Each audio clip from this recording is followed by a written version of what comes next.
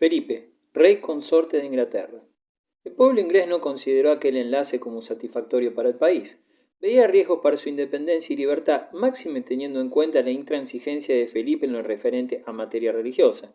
El emperador puso sumo cuidado en establecer condiciones y cláusulas matrimoniales que no inquietaran a los insulares.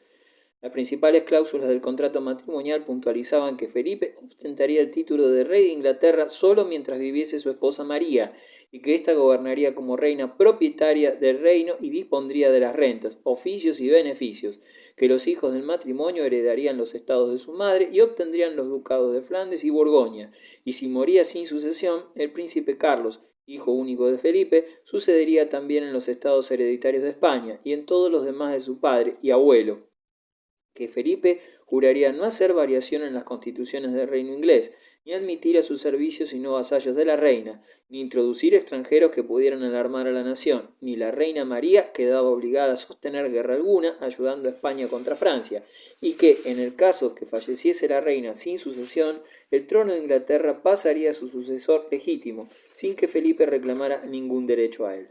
Pese a todo, Felipe procuró atraerse la simpatía de los ingleses. Su padre le había descrito su carácter orgulloso y le recomendó se despojara de la altivez castellana. El joven rey procuró obedecer, halagando además el espíritu mercantil de los insulares, haciendo desfilar por la City londinense un inmenso convoy de oro extraído de minas americanas. Esto produjo gran efecto entre los mercaderes, quienes viendo depositar todos aquellos barriles en la Torre de Londres, murmuraron: «Bien, al menos este no viene a robarnos».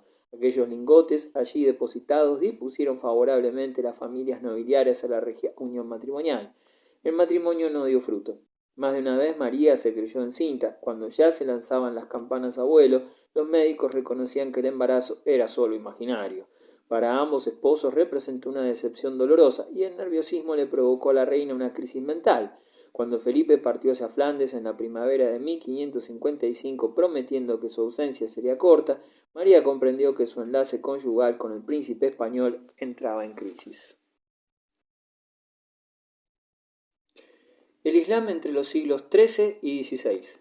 De los mongoles a los otomanos, los selyúcidas. En el siglo XI un conjunto de tribus turcas se estableció en el imperio abásida, modificando sustancialmente la composición etnográfica del imperio. A partir del siglo XI, con los turcos en el poder, la historia del Islam se caracterizó por una continua decadencia, propia de la concepción inmovilista de la vida que poseían estos neoconversos del Islam. Todo está hecho y bien hecho por Dios, era el pensamiento que mejor describe tal situación. Sin embargo, los turcos no tendrían una injerencia relevante en la conducción del imperio, que los utilizaba como mercenarios, ni se puede hablar de un pueblo turco organizado como tal en aquella época, ni menos aún de una conciencia nacional turca y por consiguiente de una acción turca sistemática en tal sentido, en el seno de la sociedad islámica del siglo XI. La penetración selyúcida dio al Islam en Asia Menor lo que quitó al imperio bizantino, nuevos dominios que se convirtieron en la base de donde más tarde surgiría el imperio otomano. Las tribus turcomanas que nos interesan ahora eran grupos nómadas desalojados de sus lugares de pastoreo que bordeaban por el norte los dominios musulmanes entre los ríos Sirdaria y Volga por invasores mongólicos. Entre estos grupos la tribu principal era la de los oguses, que ya había formado comunidades más o menos sedentarias y urbanas, tribus que, a través de las relaciones comerciales que sostenían con mercaderes árabes, habían ido convirtiéndose al Islam. Así es como en la segunda mitad del siglo X se constituyó el primer estado turco-islámico, el estado Karagani. Sin embargo, esta experiencia no tuvo más que una resonancia de alcance regional.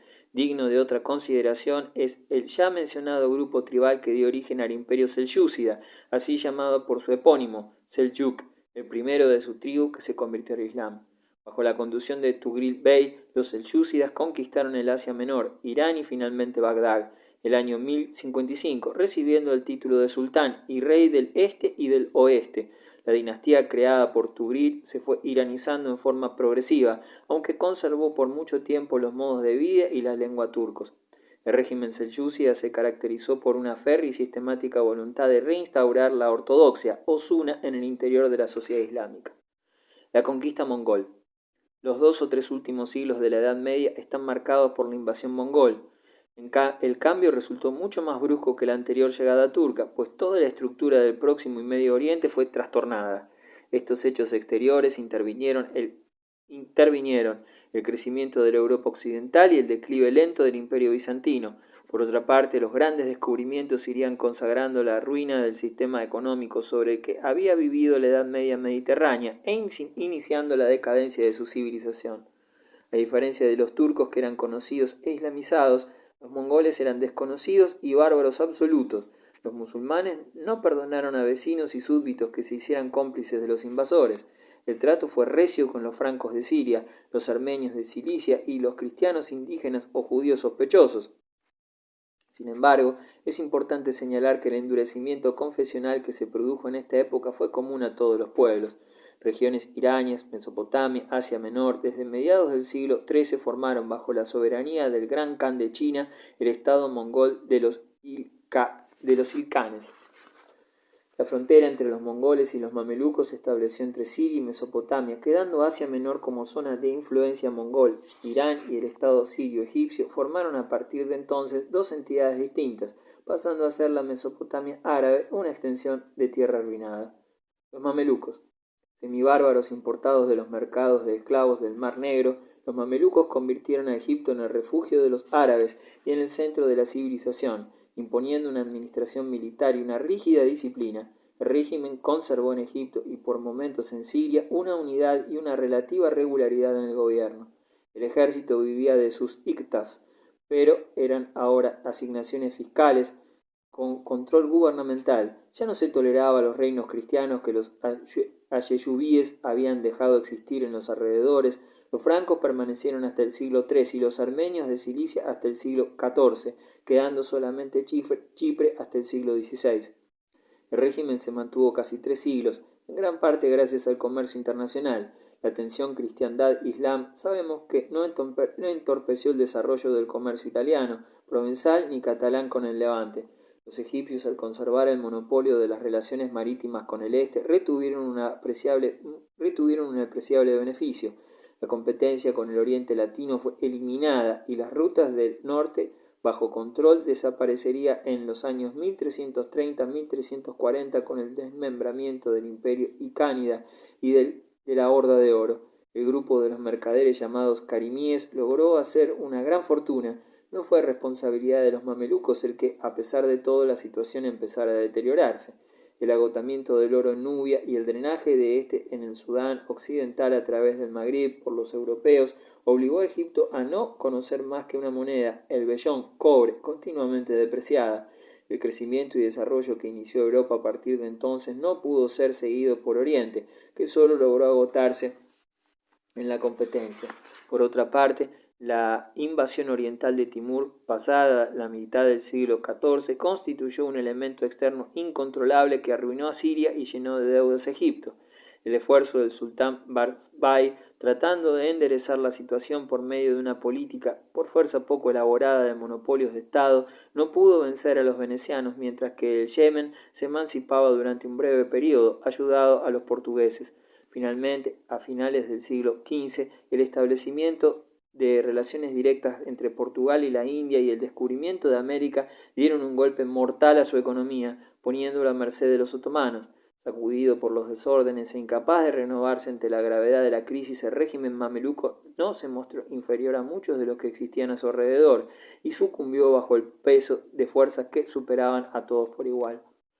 Por medio de Egipto, el Islam terminó de extenderse por el contorno del Océano Índico, mientras que los imperios de la India del norte le abrieron el subcontinente peninsular. Si bien las colonias de África Oriental parecen haber disfrutado entonces de autonomía, lo prueba la deserción del Yemen, el desarrollo de una lengua propia, el Swahili, que se ha conservado. Sin embargo, es de Egipto de donde partían en definitiva los musulmanes, que entonces convirtieron en parte a Java y Sumatra, Malaca y las Molucas, hasta el punto de que la escuela Safi'í, que sería barrida de Egipto por la conquista otomana, cuenta ya aún hoy con la mayor parte de sus adeptos. El Islam dio examen aquí, como en todos los meridianos, de su aptitud para generar formaciones políticas, sin llegar no obstante a transformar las estructuras sociales.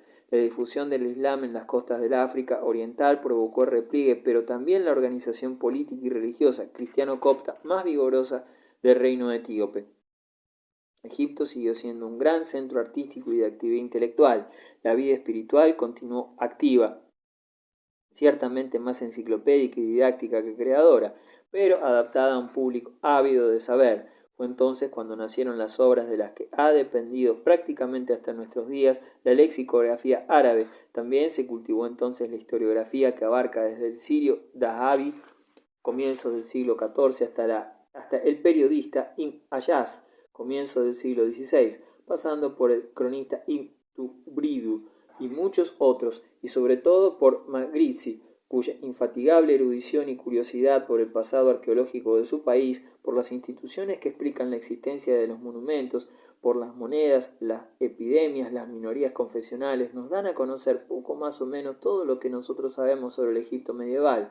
Todo ello sin hablar de las enciclopedistas como Nawari o Suyuti, o del príncipe historiador y geógrafo Abu il-Fidi. También fue en Egipto donde por entonces culminó la elaboración, desde hacía mucho tiempo emprendida a lo largo de todo el oriente musulmán, de las famosas 1001 noches. Vitalidad quizás todavía mayor o más original en los dominios del este, de que dan fe las tumbas de sultanes y califas, las mezquitas, las madrazas y cada vez en mayor medida los monumentos que combinan estos diversos usos: mezquita funeraria de Kalaum, mezquita madrasa tumba del sultán Hassan, destinada a sus 4 alas a la enseñanza de las 4 escuelas jurídicas, mezquitas de Qaitbay de finales del régimen, con su cúpula sobrealzada y decorada con arabescos, su fachada de logias, su minarete que pasaba de una base cuadrada a una estructura octogonal y luego a una circular, sin olvidar los hospitales, los conventos de sufis, las caravaneras, los baños públicos, testimonios todos ellos de una elegancia a la vez tradicional y capaz de renovación. El Muqarnas, derivado del arte iranio selyúcida, se abrió paso en todas partes. El trabajo de la madera, de los metales, el servicio de la armería y del vidrio se mantuvieron plenamente al nivel de la época fatimí. El Irán mongol. Hacia el año 1260 el imperio conquistado por los mongoles fue dividido en 4 reinos: el Ikánida en Irán, Mesopotamia, la Horda de Oro en Rusia, Yagatai en Asia Central y el reino de Yuan en China. Los ikanes que ocupaban el Irán se islamizan a finales del siglo XIII. Al principio fueron tolerantes y permitieron al chiismo recuperarse. Étnicamente la conquista mongol no introdujo cambios, paradójicamente no mongolizó, sino que aumentó la influencia turca en algunas partes. Tribus turcomanas empujadas por los mongoles inundaron el Asia Menor y la Rusia meridional. El régimen mongol trajo como consecuencia una degradación de la economía rural en beneficio del pastoreo. En las instituciones las aportaciones se superpusieron a las tradiciones indígenas iraníes. La administración general siguió en manos de visires autóctonos. Las actividades del ejército y las decisiones políticas eran de competencia del soberano, asistido por la asamblea de notables mongoles. El Kuritay, donde se aplicaba la ley Yasa de Gengis Khan, ciertas novedades, sobre todo formales, chocaban a los contemporáneos. Los diplomas Yalin, la placa metálica paisa, dada a los titulares de un mandato, la tamga, comparable a la turga de los selyúcidas. Al principio los asuntos se solventaban por la sola fuerza, pero a medida que el régimen se iba estabilizando, se hizo necesario volver a una administración regular. La conquista y sus tradiciones permitieron a los vencedores crear importantes dominios de Estado, Inju, con cuyos ingresos superiores a los proporcionados por los impuestos se alimentaba un ejército cuya paga, en un principio, era hecha en plata o en especies, sin recurrir a concesiones de feudos individuales. Al no haber realizado ningún progreso en las condiciones económicas generales, era inevitable que el régimen pronto se estrellara contra las mismas dificultades que sus predecesores. A finales del siglo XIII, ante la insuficiencia de los recursos monetarios devaluados, se trató, sin éxito, de introducir papel moneda inspirado en la tradición china, pero en este caso sin contar con las mínimas bases exigidas. Fue preciso volver a conceder a las tropas bajo el nombre de soyurga prebendas equivalentes a lo que habían sido las ictas.